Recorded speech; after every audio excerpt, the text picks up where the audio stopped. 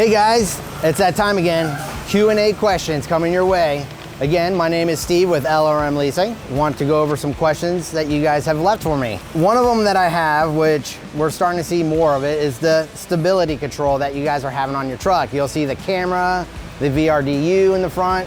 The customer is asking is, what could he do to clear the light off the dash? Unfortunately, the only thing as a driver, what you could do is check the fuses, just making sure they're not blown.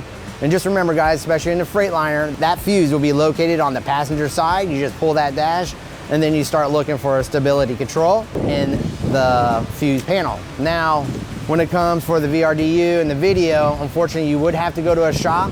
Half the time it's just recalibrating the camera or recalibrating your VRDU, and the last might need a software update. That's pretty much what it's mostly entail, is what I've seen so far.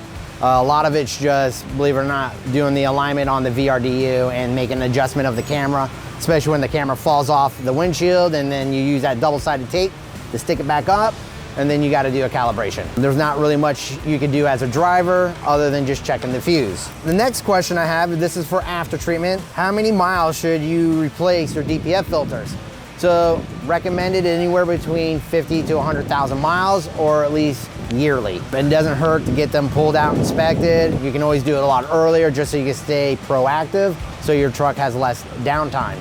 So just keep that in mind when it comes to the after treatment. I did have one come in. It was a unique question. He says he has an ABS light on and his truck won't start. So ABS should have nothing to do from starting your truck. So usually that's going to be an electrical problem or a fueling problem. So that's where I would start first. ABS is not going to disable your truck where you can't start it. ABS, the light's on, you should be able to start and drive the truck as you should normally. You can't start the truck, then I'm looking at electrical and fueling issue. That's where I'd start. The next question I have is, he wants to know how easy it is to replace an oil pan gasket on a 2019 Freightliner Cascadia. The problem with that is, on a Cascadia, especially the newer ones, you would have to jack the truck up and then support it on the frame to let the front axle dangle down so you can maneuver that oil pan out. It can be done if you have the proper jacks and jack stands at the house. Just keep in mind it's a little intensive. You gotta drain all that oil, and then you gotta maneuver that oil pan out between the front frame part and the axle itself. So jack up the truck, support it on the frame, let the front axle dangle on its own weight. Sometimes I got technicians that just remove the tires, or they get it up high enough where they're supporting it from the frames and the tires are barely touching the ground, and then they maneuver that oil pan out. The next question I have is, they just want to know what a trim code is.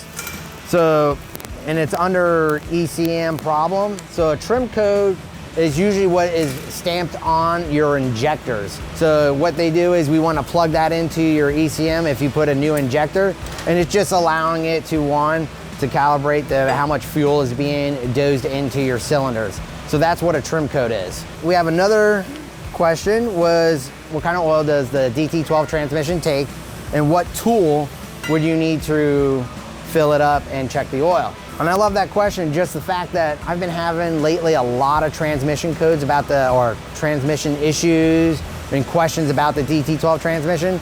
So I would love to answer this question in our next video, and we're gonna sit down and have a good conversation about the DT12 transmission, of all the things that we've had the questions coming in for, and things what to look for, just to get you guys a little bit more knowledge base when it comes to the DT12 transmission. The oil for the transmission is 75/90 weight, full synthetic, just so you guys have that. But the tool, I'm gonna tell you at the video when we do the transmission. All right guys, so wonderful questions coming in that I like.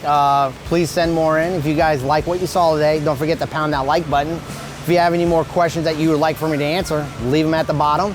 And guys, if you want to see more content, don't forget to subscribe. See you guys around.